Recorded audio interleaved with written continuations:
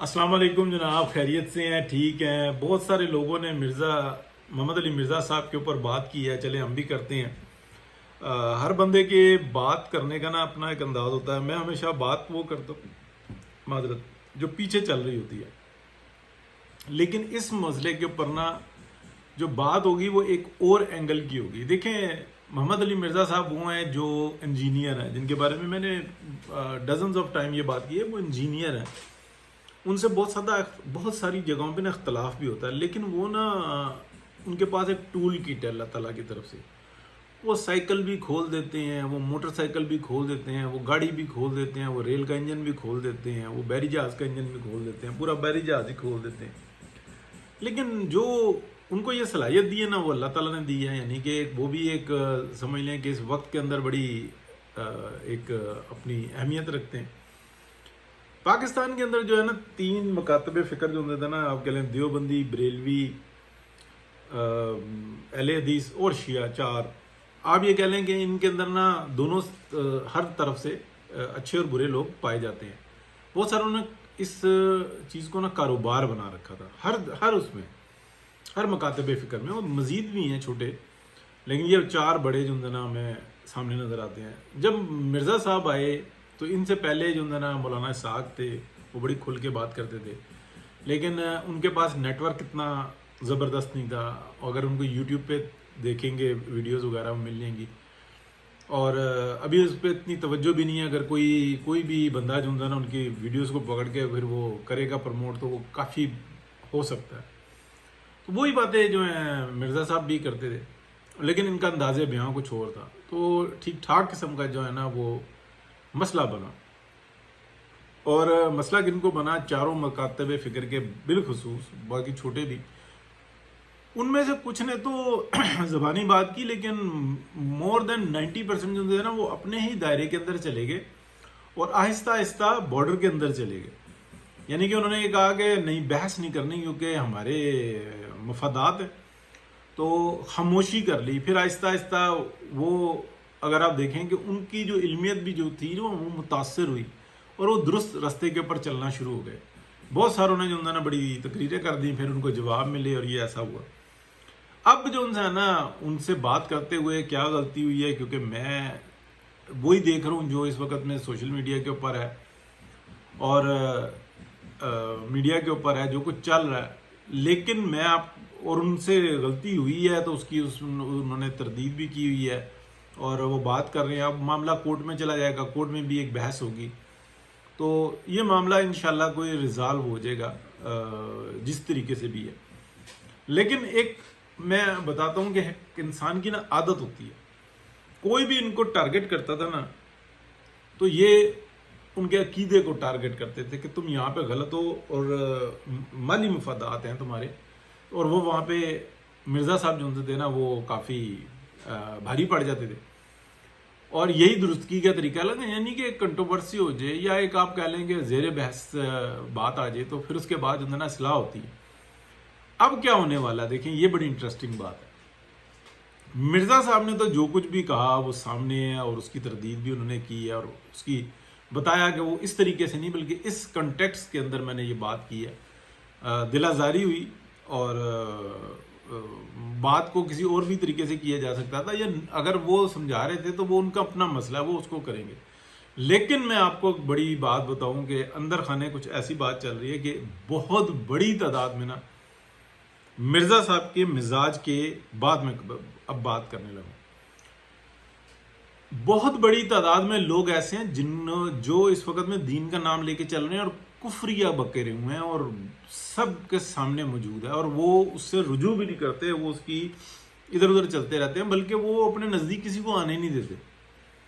अब देखें, अगर जो मिर्ज़ा साहब आते हैं तो फिर क्या होगा, जब वो पर्चे दर्ज कराएंगे कि ठीक है, मुझे कानून के कटहरे में लेकर गए हो ना, बात हो गई, बात आगे निकल गई, पहले भी हुई, फिर भी हो गई, इंसान रुजू करता है ना, पता नहीं लगता। जैसे कि मैं अपनी एक वीडियो के बारे में बताऊं कि मेरे दोस्त ने कहा आपने ये बात की, मैंने कहा नहीं, मैंने ये बात नहीं की, ये की। बाद में मैंने खुद सुनी तो पता लगा कि मैंने तो बात ही कुछ और की हुई थी, वो दुरुस्त कह रहा था, मैं गलत था। हालांकि मैं अपने दिमाग में बात कुछ और कर रहा था, लेकिन ज़बान से बयान कुछ और हो रही थी। اتنی بڑی غلطی میں اپنے ذات کی، لیکن وہ سیاسی بات تھی، اس دین سے میں کوئی بندہ ہی نہیں ہوں کہ اس پہ بات کروں، موٹی موٹی بات کر دیتا ہوں۔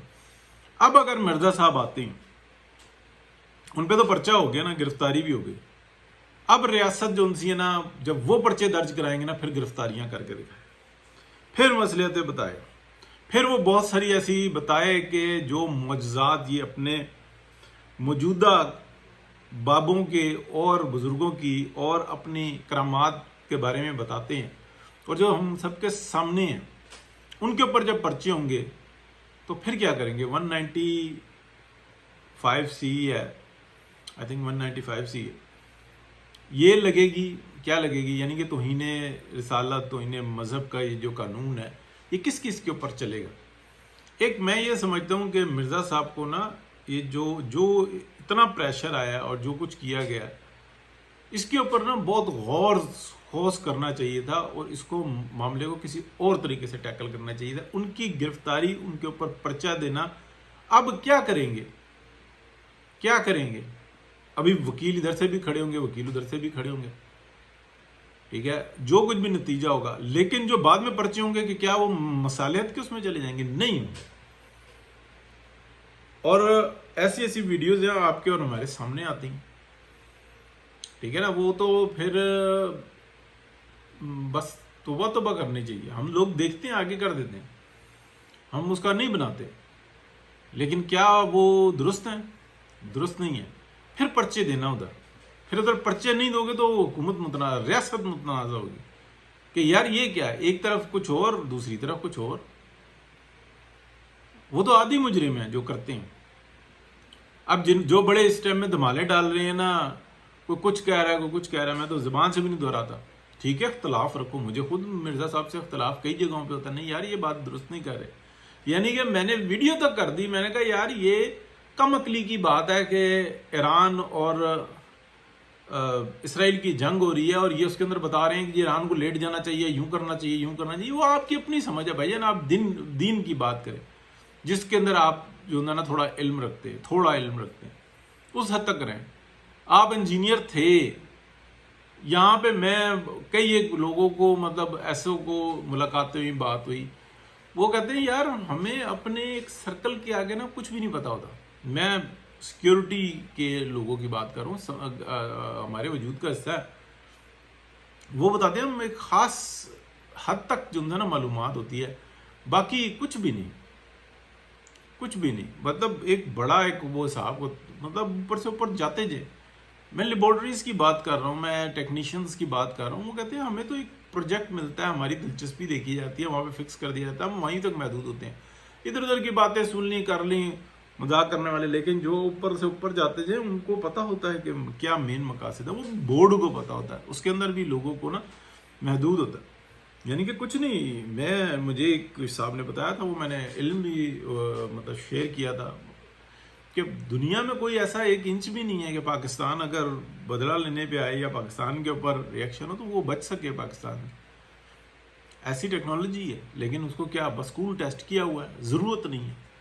حالات جو ہے نا یہاں پہ کچھ اور ہیں اور معاملات کچھ اور ہیں، ٹھیک ہے نا، اسٹیبلشمنٹ کے پنگے ہیں، حکومتیں جو ہے نا ٹھیک بن نہیں پاتی، جب بنتی ہیں تو ان کے اندر مداخلت اتنی ہوتی ہے کہ بس وہ ملک کو بچانے کے اوپر ہی لگی ہوتی ہیں، پھر اپنی تحفے لا کے پی ٹی آئی جیسے جو ہے نا مسلط کیے جاتے ہیں، وہ برباد کر کے رکھ دیتے ہیں سب کچھ، پھر وہ کہتے ہیں وہی ہمارے دشمن ہیں جی، دیکھو جی ہمارے پر اٹیک کر دی۔